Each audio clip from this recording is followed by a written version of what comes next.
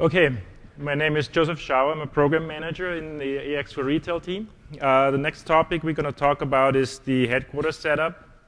It's just kind of the basic configuration of AX to basically get the retail solution working. The few things we're going to cover here is the concept of the retail channels that we introduced in AX 2012 feature pack. And then we're also going to take a look at some of the parameters that are required to get the solution set up, and then also the numbers, the sequences, and how they are configured as well. So I hope most of you are kind of familiar with this concept of the organizational model. That's what was introduced in AX 2012.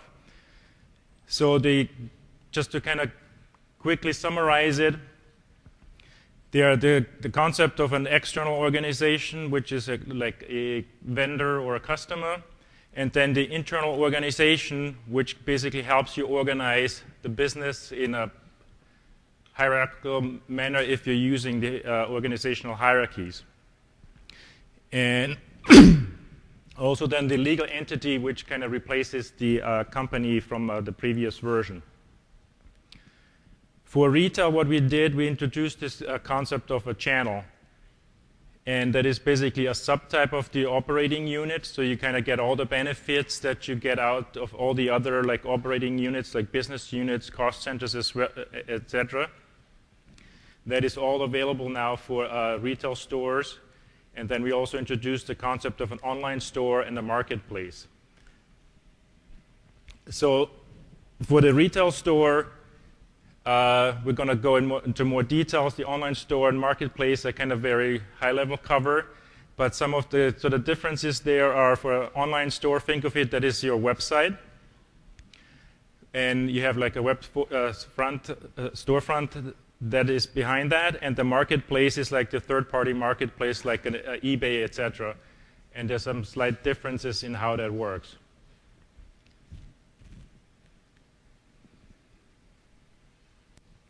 So in addition, we also added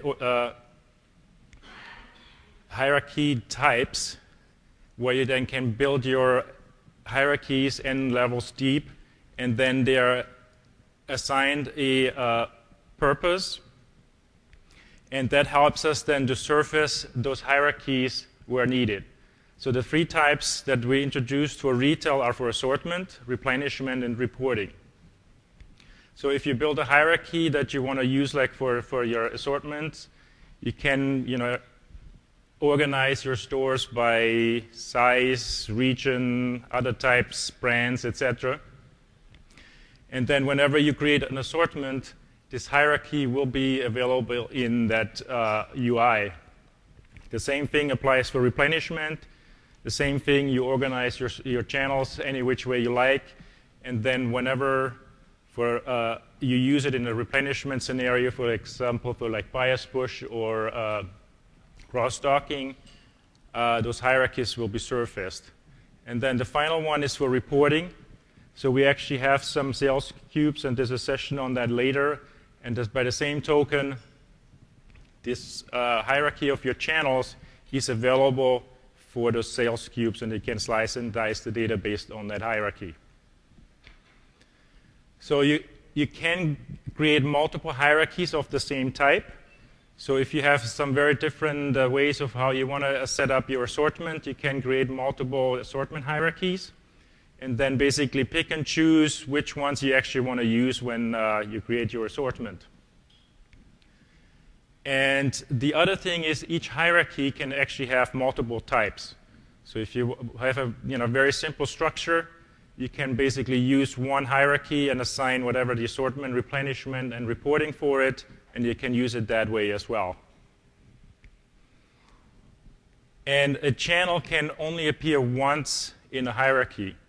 So this is kind of really just kind of avoid any kind of ambiguity. If you have like a channel appear in 3 different nodes, then what does it mean?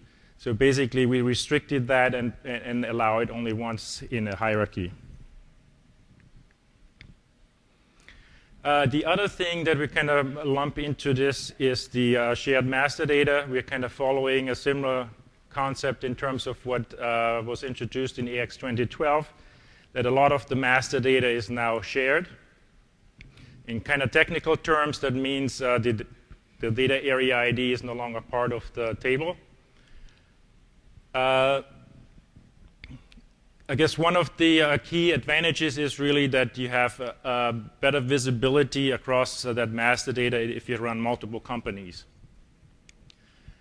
And some of the scenarios that, excuse me, that will be enabled to that, for example, since the stores are global, so if you have like a central warehouse that supplies multiple stores in different countries, you can actually now do, for example, the cross-docking across those legal entities and send the items or the product out to the stores and recreate the appropriate documents required.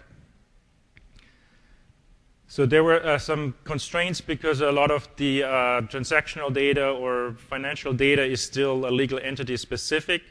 So we had to kind of take a hard look at what of our entities we could actually make global, and if they're global, how do we basically reference that back to any of the other data that is still legal entity specific.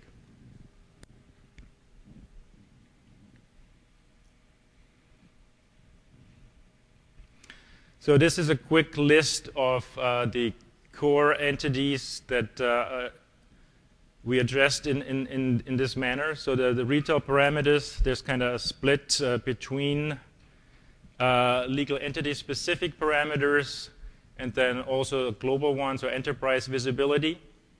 It's more really driven based on like some of the financial parameters are obviously legal entity-specific. Anything else we try to make global that applies then to the whole enterprise. Stores and terminals are all global, so all the configuration in terms of like how you can set up a terminal, you can do once and then share across all these legal entities. Any terminal in different legal entity can have the same configuration data. You don't have to duplicate that. Then for the assortment is set up global. But obviously, there are some restrictions, and I think that was covered also later in more details in the session, is the product is still released into a legal entity. So there's some constraints in terms of how that works when you actually set it up. But the definition is once, so if you have your stores across multiple legal entities that carry all the same product, you can configure that here and then just basically push it out to the stores.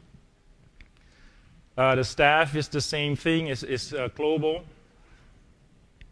It's kind of basically following what the EX HCM model is doing. And the same thing if cashiers are working in different companies, they can be assigned now without having to be duplicated. And then the tender types, I guess this is actually has changed. I think it's called now payment methods actually, so I should probably update my slide. But that is the same thing. You can define, what tender types or payment methods you accept in all your stores, and that is shared across the legal entities. The specifics in terms of how they're being treated per store or per legal entity can then be configured as well.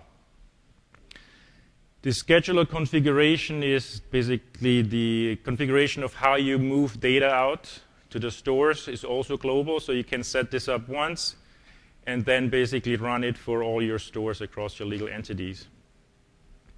And then the remaining entities are then legal entity specific because they are kind of tied closely to EX data that is also still legal entity specific, like a discount offer, since that is kind of following the pricing model in EX.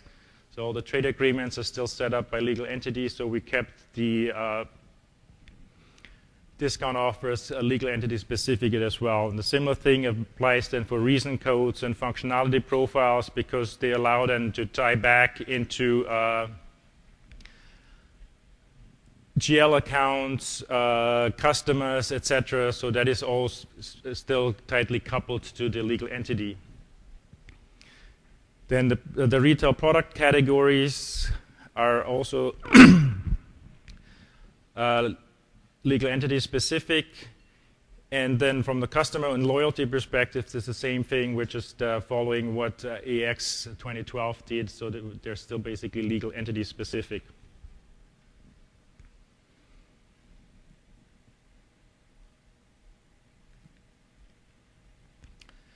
So just a quick overview of what that looks like, and I go into more details in the demo later. So this is, if you create a retail channel, there are actually two options. You can use the OU form that I'm showing here, or then you can also go to the actual store and basically create it from there. There are a few things that we added.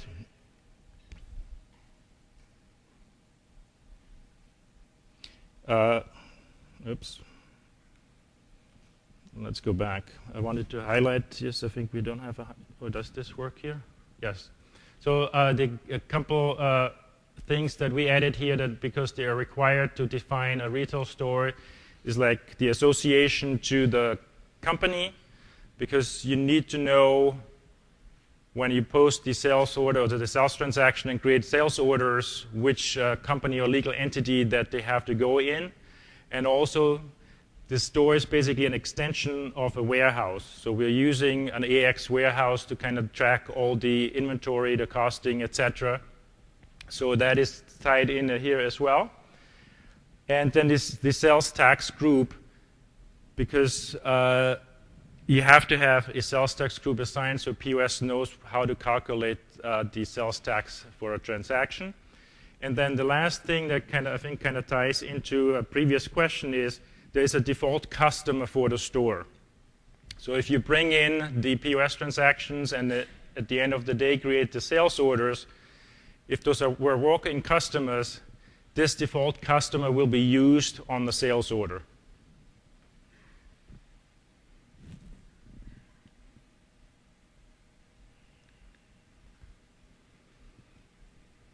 So then the hierarchies, as I mentioned, the three new types that we introduced for assortment, replenishment, and reporting. And I'm also showing that there are multiple setup, like stores by region, stores by type, etc. And then probably most of you have seen this by now. You can then build an organization hierarchy and kind of manage your retail channels that way as well. In this scenario, we kind of built a hierarchy based on your types, from mall stores, superstores, or outlet stores, and then associated the stores with it. But you can build at any level deep, whatever works for your business, basically.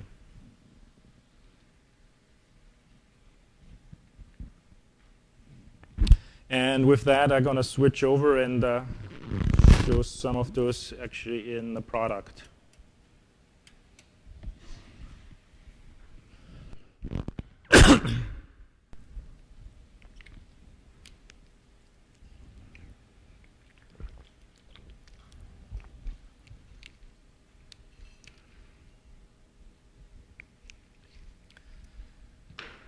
So this is the retail area page. If some of you are familiar with AX 2009, we had actually 3 different area pages for headquarters, scheduler, and the inventory. This has now all been moved into one area page. And if we start out with the channel configuration, is you can create like a retail store right here. It's basically our list page here. And then if you create a new retail store, brings up then the details form.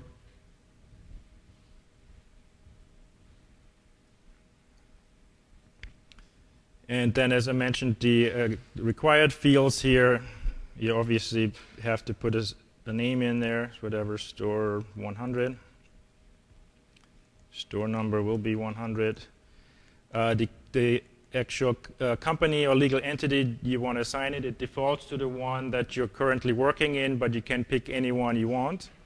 And then based on your selection here, all the other drop-downs will be filtered. So for example, all the warehouses in this company will be visible here. If you change it, that drop-down will be changed. So I'm just going to pick one here.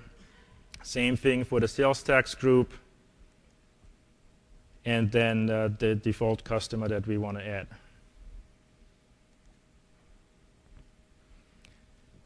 So that is essentially the basics that you need to set up a retail store. In the next session, we're actually going to go into,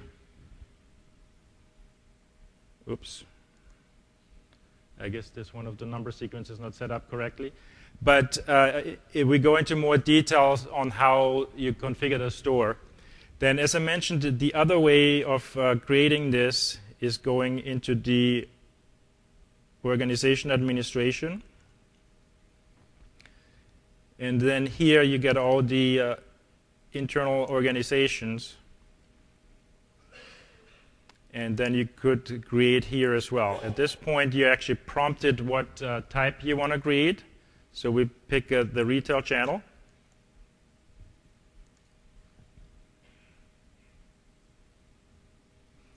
And then you're basically prompted for the same information that we had earlier. And then from here, you actually could then go back to the detailed form that I showed earlier. So you can create it here, or basically from the other way, you got the same information.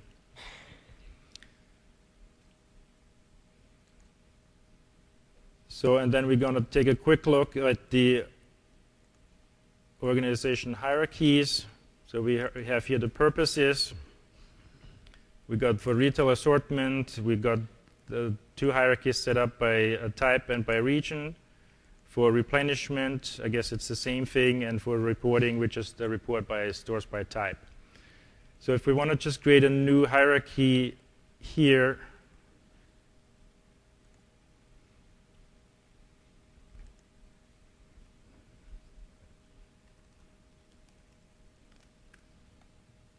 and then assign a purpose.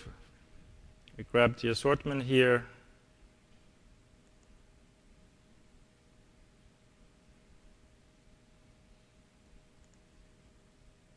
And then that's a new hierarchy. So based on that, we can then view the hierarchy.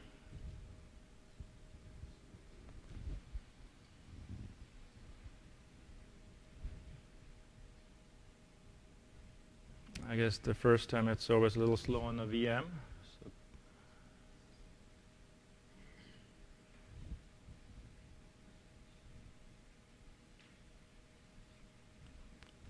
all right. I didn't expect it to be that slow, but eventually we get there.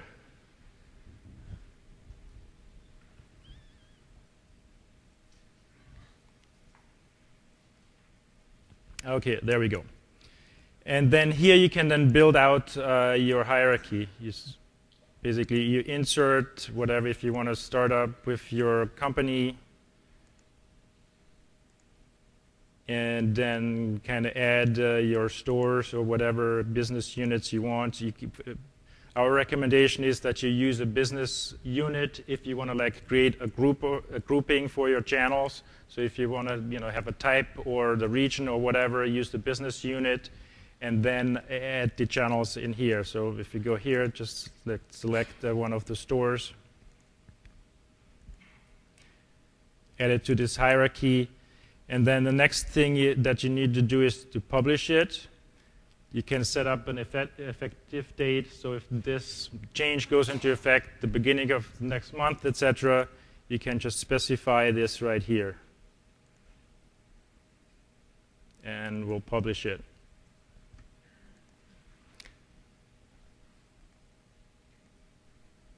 So I quickly want to show then how this is actually being used in the product.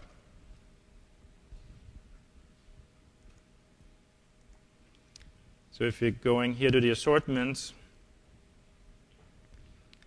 and we create a new assortment, you basically select here then your retail channels.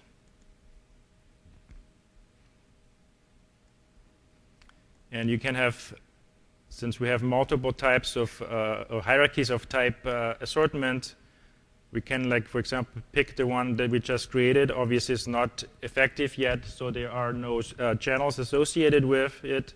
So if we pick the one by region, I can, let's say, just add the node here for the central region, and then potentially go back and pick just one store from here. The other thing I can do is, if I want to use additional hierarchies, I close this form and then pick a different hierarchy. Let's say this time we're doing it by type. And let's say we also add the superstores to this assortment. So I'm not actually going to go through the whole assortment because there's another session for it. But basically, this shows where the organization hierarchies come into play and how they are being used.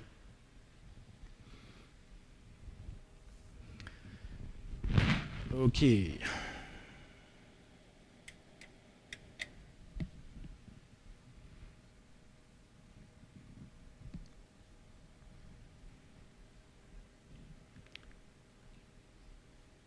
So the next thing is then from the retail parameters. There are 3 different types. The first one is basically they're specific for the legal entity. The other thing I want to point out, there's this concept that we are calling seed data. That is essentially configuration data that is kind of required to run the retail solution, but is basically data that is in the database.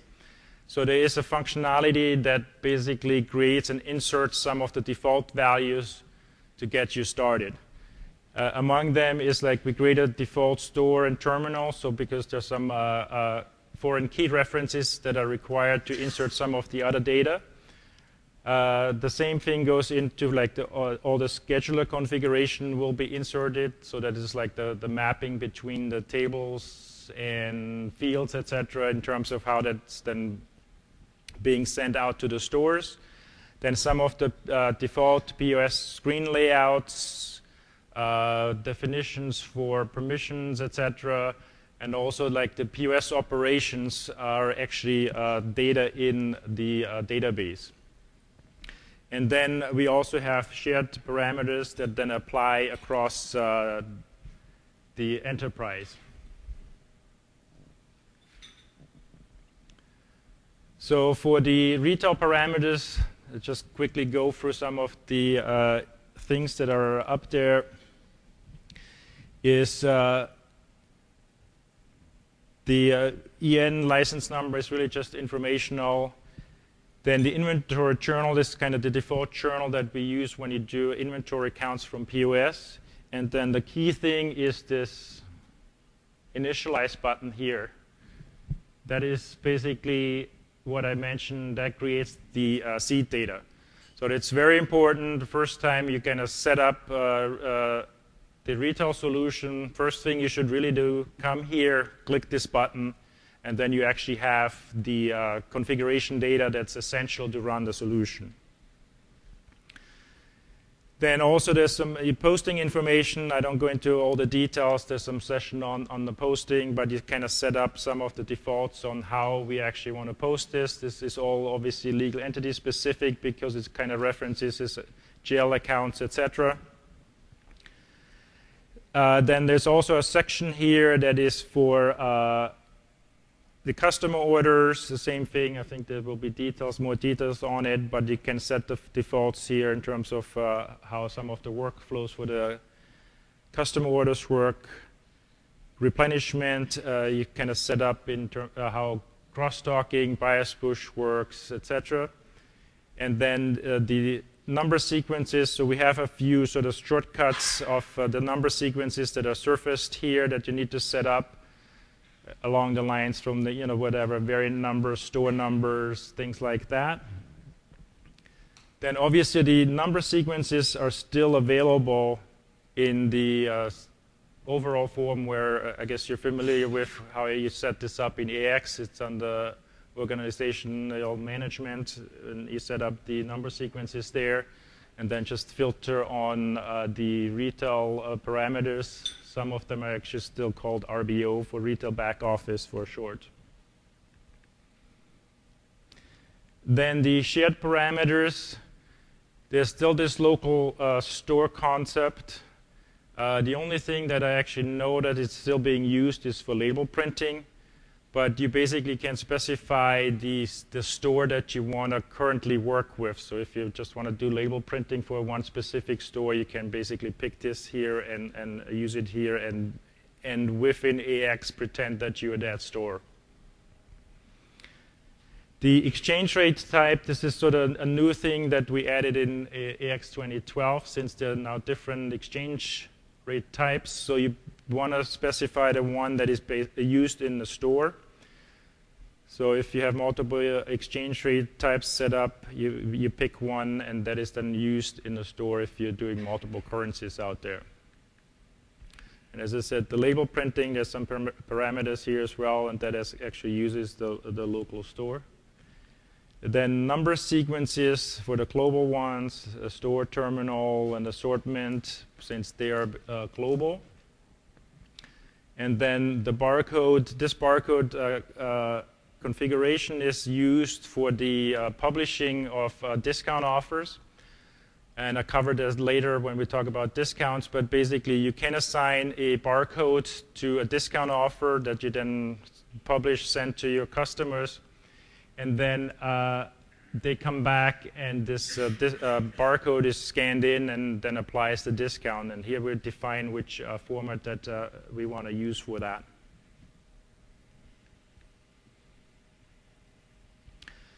And then finally, the retail scheduler parameters. They're kind of some basic settings on how the scheduler works in terms of the data distribution. The first one as well is, are we actually using it or not?